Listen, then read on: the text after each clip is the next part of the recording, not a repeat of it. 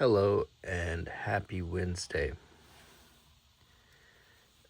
So today I want to look at this British souvenir pack made by the same company that makes the replica packs that I like to show in my videos. But these are called Read All About It.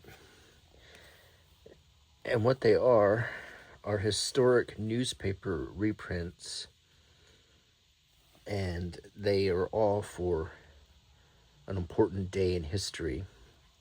This is just a few of them. There's actually quite a few you can get, but I picked these. This is the moon landing in 1969. This is Queen Elizabeth's coronation, 1953. This is the D-Day landings, 1944. This is upside down. RAF dam busters. RAF blow up 3 key dams in Germany in 1943. And this one is the outbreak of World War I. Very interesting time. This is from 1914.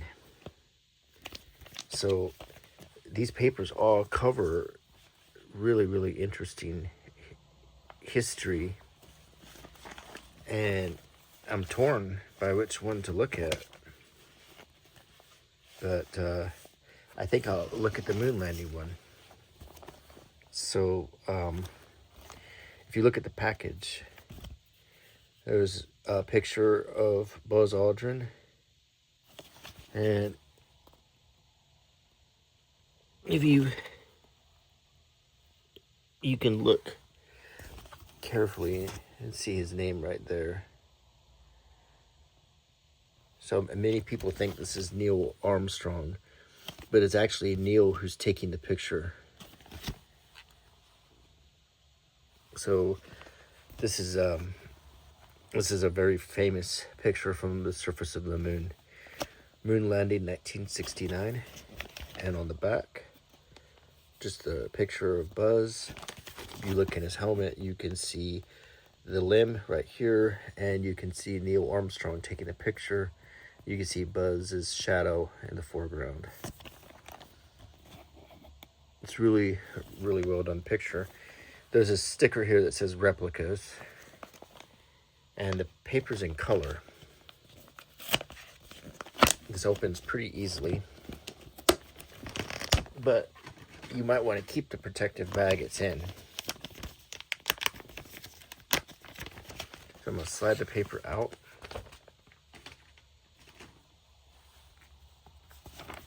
And I'm opening it up. This is the Evening Standard Moon Day. You see that? Moon Day, July 21st, 1969. And I think that was probably a once in a lifetime change to the days of the week. That says moon landing souvenir. For every leap ahead. And now actually that's a play on Neil Armstrong's quote, and it's an ad for spark plugs right here. Man's first footstep on the moon, a reconstruction of the historic moment. This is a drawing of the astronauts egressing the lunar lunar egress module. And there's a picture of the Earth, a picture of the surface of the moon. And it says, and here it is, man stepped on the moon at 3:56 a.m. this morning. One small step for man, but one giant leap for mankind, said Moonship Commander Neil Armstrong as his boot crunched onto the powder dust surface. The picture on the left shows Armstrong beginning his historic exploration on the moon's surface. And there's Armstrong coming out of the limb.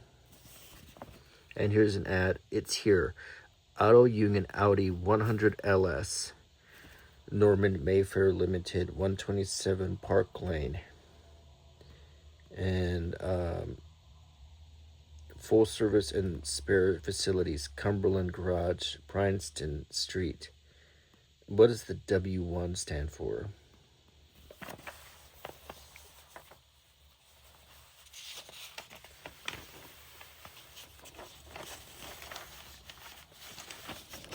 So on the second page, it just says Monday. But a television play, Greek rating, a television play about a television playwright should reveal some intriguing facts concerning the lives of the scribes who work for the box. End of story. ITV 8:30, 90 minutes by Leo Lehman is the story of Keith Bailey, played by Peter Barkworth, who will churn out an adventure series at the drop of a check. Mackenna's talents stretch to writing a play for a prestige drama slot. Is he capable of being an in-depth writer? Keith thinks he can produce the necessary copy. His wife thinks he cannot. He gets the chance to show how good or ordinary a writer he is when a top TV playwright dies in the middle of an epic and he is asked to take over the typewriter. Clive Dunn, that duddery old fool, Corporal Jack Jones in Dad's Army, dons drag for a guest appearance in tonight's edition of It's Ragtime. Dad's Army is a popular show in England, but it's almost unheard of in the United States. They even made a movie for it with Toby Jones, and most people in America don't even know that movie exists. But it's made by the same people who made Are You Being Served, which is very popular in the United States. So you should look into Dad's Army if you're interested. It's a really fun show about World War II and the Home Guard, played by some funny British characters. I got the DVD set when I was in England and the lost episodes. So here's the TV and radio listings. At 1 o'clock, Apollo 11. Armstrong and Aldrin prepare for their liftoff later this evening. Recording of the first steps on the lunar surface. Watch with mother. Repeat. And then at Apollo 11 again at 4:20. The astronauts prepare for this evening's liftoff. Then Jackanory, I Want to Be a Model, film about two girls who want to be models. Robinson Crusoe, Part 5, and The Magic Roundabout. News and Weather. The movies, Michael Aspel. Then at 6:20, Apollo 11 again. Live pictures from the camera left behind on the moon surface and the moon mid-liftoff to rejoin the command ship. A lot of moon stuff. It's Ragtime, the forgotten era of jazz tunes. Let's see. Ragtime music probably was pretty popular because the people who... See, ragtime music was around 1900 to 1914 or so. And many, many people were still alive who liked to listen to that in 1969. And there's the radio schedule in England. Looking at some of the shows. Moon Special, even on the radio. There's a picture of a cow jumping over the moon. 6:30, Man on the Moon. Transmission from the camera left on the moon showing the moon ship actually leaving. So there's a lot of moon news. And the astronauts even came to Buckingham Palace to meet the Queen and Prince Philip. So here's a TV ad. The Big 20 Big View from Radio Rentals. Here's a horoscope, a crossword puzzle, and a bridge game. here's the next page. Mankind's most fantastic leap to planets. Photograph. Armstrong and Aldrin plant the stars and stripes firmly on the moon. In the background, the lunar module. So we can see them planting the flag right here. This is a very famous photograph. Before the eyes of 500 million viewers, man realized his centuries-old dream today and stepped on the moon. America's new frontiersman, Neil Armstrong, 38, a father of two, implanted the first footstep, a footstep that could remain a million years, and in a voice shaking with emotion, he said, "That's one small step for a man, but one giant leap for mankind." And that is exactly the quote. He said, "That's one small step for a man, but one giant leap for mankind." So, many people don't know that that was the actual quote. Here's some of, so I'll read a few parts from this. The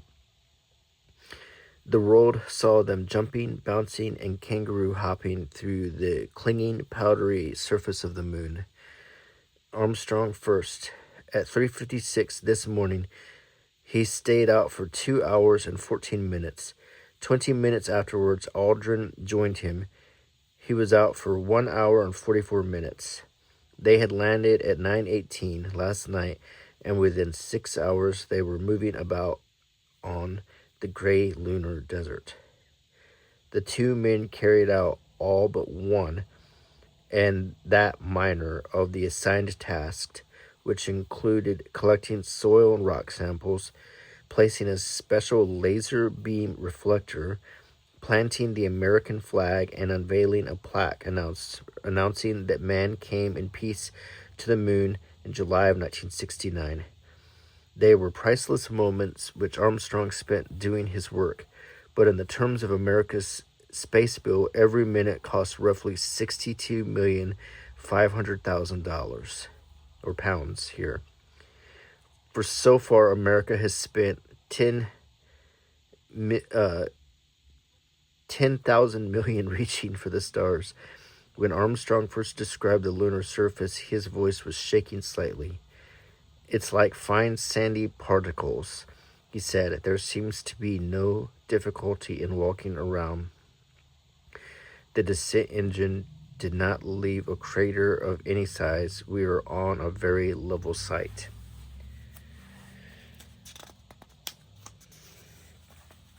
Aldrin says, "It's simple." Aldrin's first reaction was that it was very simple to hop from one step to the next. As the two moved across the surface, they appeared to Earth viewers to be learning in slow motion. Aldrin reported the rocks were rather slippery with a powdery surface, and the men tended to slide over them rather easily.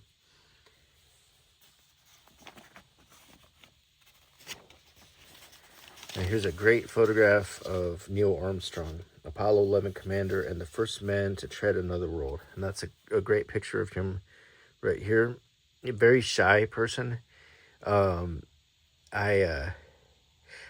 have not watched the movie First Man with Ryan Gosling.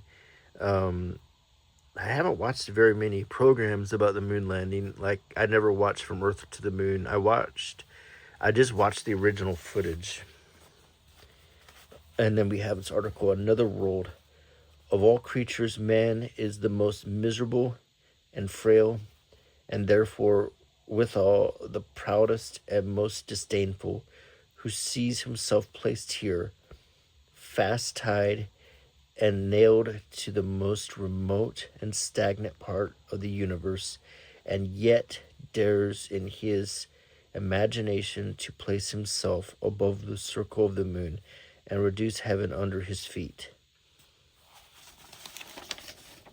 And there's a political cartoon of like Gulliver's Travels with Aldrin and Armstrong being tied down by moon ants like Lilliput. And it says, "Now we know why they didn't show, now they know what they didn't show on the Apollo 10 photos." There's a picture of the astronauts. It says, "A Londoner's Apollo 11 diary." one of the most closely guarded rooms in London during the present Apollo 11 program is the NASA Communications Center at a lecture house on the embankment. Its door is barred to all save the team of 15 post office engineers and the station manager, Mr. Phil French. Mission in progress, keep out, says the notice on its steel door. Failure to pass on the constant stream of information received from the Madrid tracker station, one of 3 beamed onto the Apollo mission, could be vital to the 3 astronauts. Here's an ad for Fine Furs from Juice and Company. Established 1822. You don't see a lot of ads like that in America. We don't have very many things established that long ago. In England, you go to England and it's like since 1640, you know, and in America, you know, in 1640 we were like dealing with Roanoke colonies disappearing and stuff. Libby Morris in As Dorothy Parker once said, this looks like a play directed by Bill Hayes at the Fortune Theater.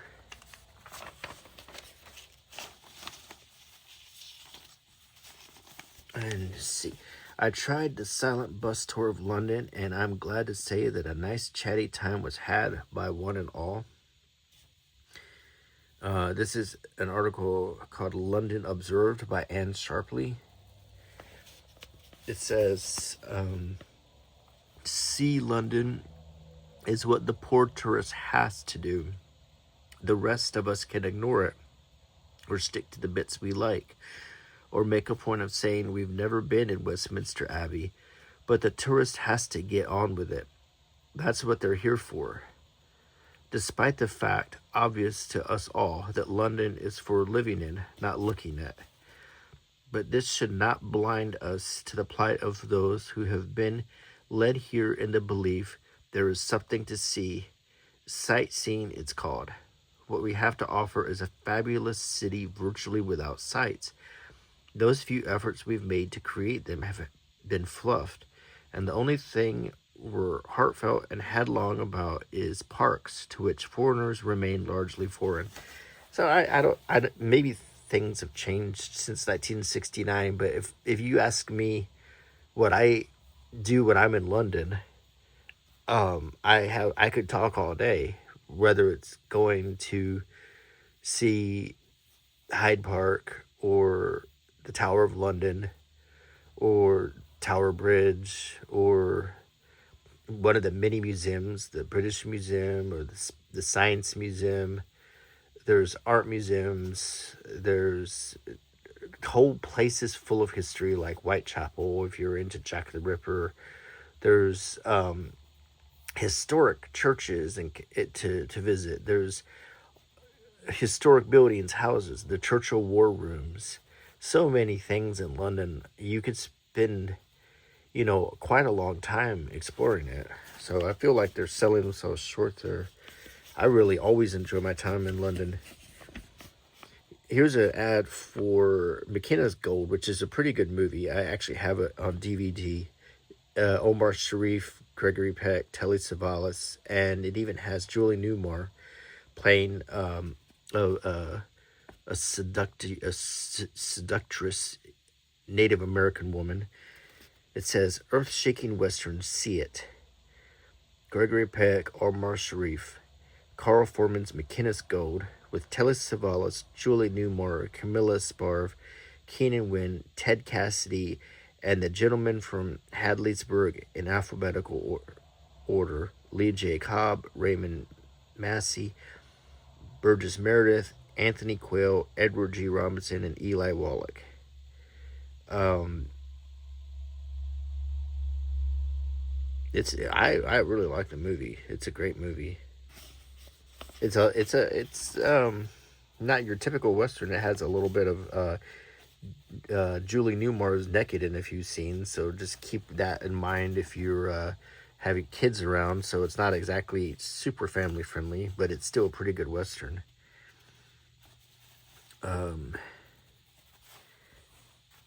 Omar as the prince who taunts Sophia Loren at the Odeon Cinderella Italian style.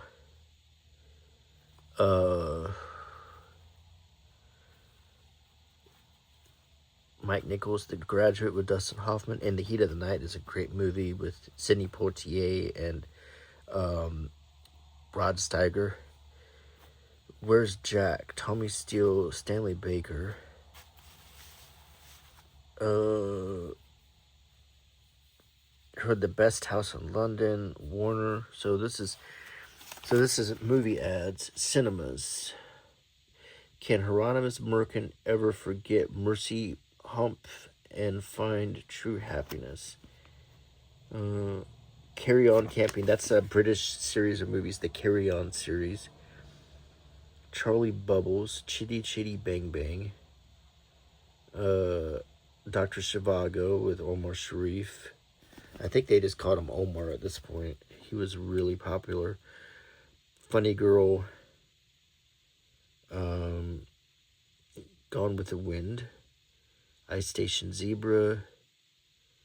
Killing of Sister George. Krakatoa, East of Java. Monte Carlo Bus. Oh, What a Lovely War. I think, didn't it have John Lennon in it? Oliver. The Boston Strangler. Swedish Fanny Hill. The Italian Job. The Lion in Winter. That's a great movie with Peter O'Toole. The Longest Day. The Love Bug. See, a lot of these movies were old, but they would keep re-showing them. People didn't have streaming or DVDs back then. The Thomas Crown Affair, West Side Story, 2001: A Space Odyssey. That might have been fun to watch during the moon landing.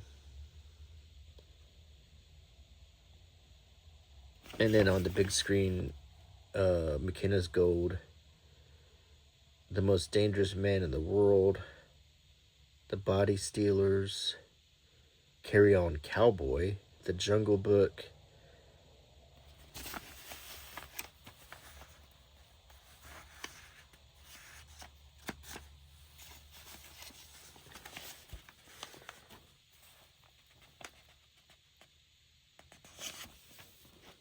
let's see, Blind Man Was Duped.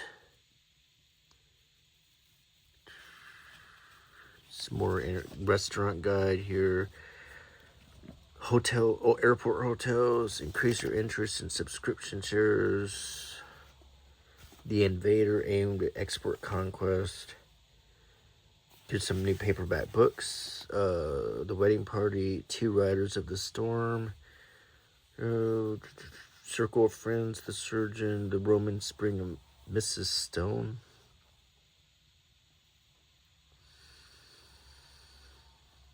Pudd'nhead Wilson by Mark Twain. That's an old one.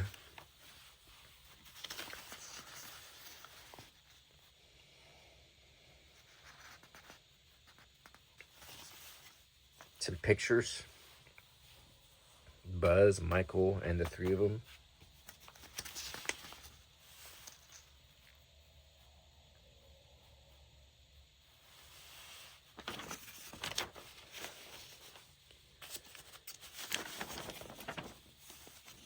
President Nixon calling the astronauts.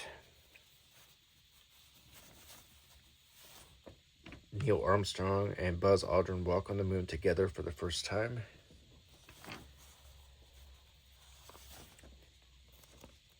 Computers, the career of the future. Kind of capitalizing on the Saturn rocket here.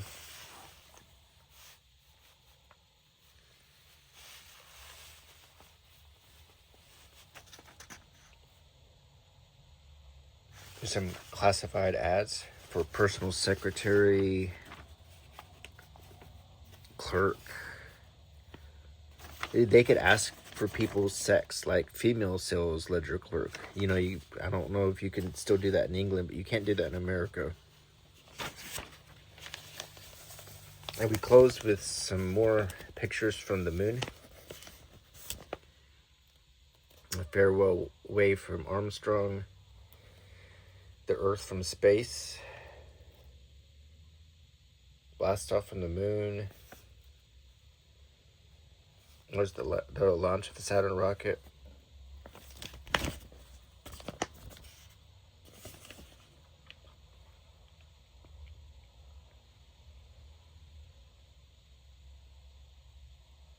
Soviet wants to work with US for peace. There's two little mini articles like crammed here in the bottom corner sideways. Now I'm gonna do a quiet flip through so you can and I'll zoom in just a little bit, so if you want to read anything, I'll try to cover the paper.